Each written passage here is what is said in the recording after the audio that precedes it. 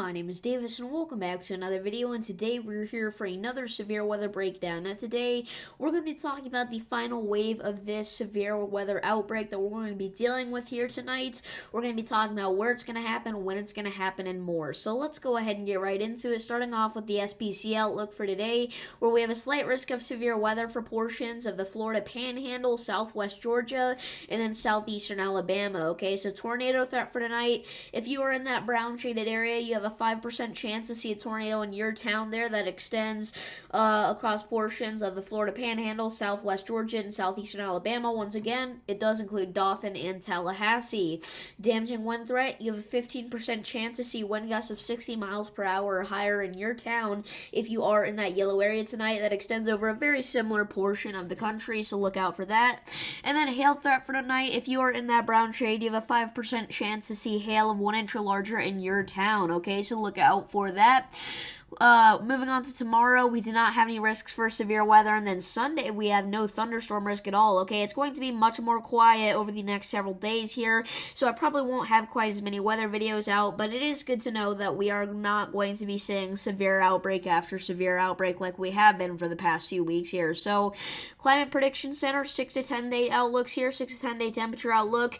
If you are in this darkest shade of blue area here, you have an 80 to 90% chance to see below average temperatures from the 18th to the 22nd.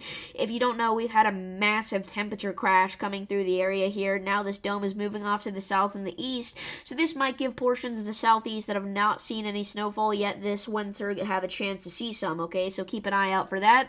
We do have an area on the west coast that has a 70 to 80% chance to see above average temperatures in that pink shade there, and that heat wave will start to kind of dominate the entirety of the western U.S. here. Okay, so look out for that.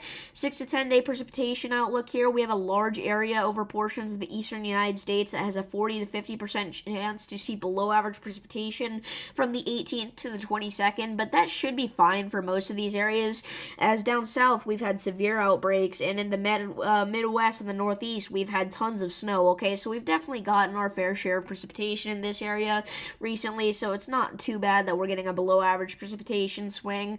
And then there are a few areas, specifically in like the western U.S., that have a higher chance to see above average precipitation. Okay, so look out for that. 8 to 14 day outlooks here. All right, not quite as extreme, but similar stuff. All right, just lower end once again. You can see that heat wave really start to move into kind of the Midwest now as we enter late January, and then 8 to 14 day precipitation outlook.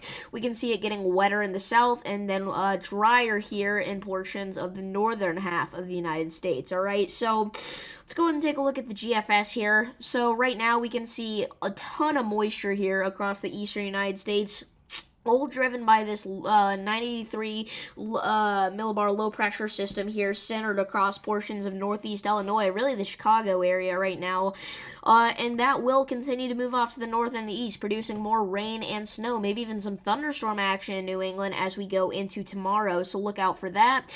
Once that leaves us, we're going to be dealing with another low pressure system that will move through the United States, potentially bringing some light snowfall to portions of the deep south that have not seen any snow yet, maybe even a bit of ice accumulation in portions of Texas, so we'll have to keep an eye out on that. That should be pretty interesting.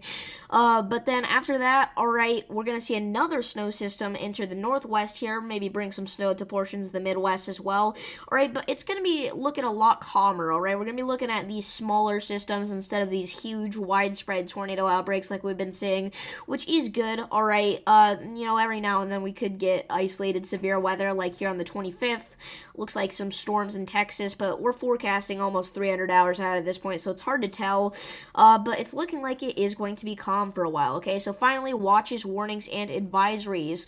That kind of bluish gray color, those are going to be your wind chill watches. All right, we could see some very low wind chills. All right, dangerously cold wind chills, in fact. We could be looking at several areas here getting, dozens of degrees below zero in terms of wind chill values. Okay, so you're going to want to be definitely staying inside if you're in this color. These are actually wind chill warnings, not watches. So yeah, definitely look out for that. Like I said, some of these areas are going to be saying like near like 50 degrees below zero in terms of wind chill, so it's going to get extremely dangerous out there. Oranges, those are your blizzard warnings centered around the Midwest right now as we kind of have an insane winter storm ongoing. I almost went live for this event. This was pretty crazy. Some of these areas are going to see record-breaking snow potentially out of this, all right? So, pinks, winter storm warnings, purple, winter weather advisories, kind of just the usual stuff. Browns, we have a lot of wind advisories up. Okay, pretty much everywhere here in the Midwest, you are going to be looking at some high winds tonight, so look out for that. 50 some areas, maybe even approaching 60 mile per hour gusts at times, so be careful. A few power outages will be possible. Could be looking at some severe weather tonight in the southeast. We have like a 20% tornado watch probability, but we do have one severe thunderstorm warning here for Douglas, Georgia. All right, so keep an eye out on that. But yeah, it's going to be it for this video. If you guys did enjoy it, make sure to like and subscribe, and I will see you all in the next one. Peace.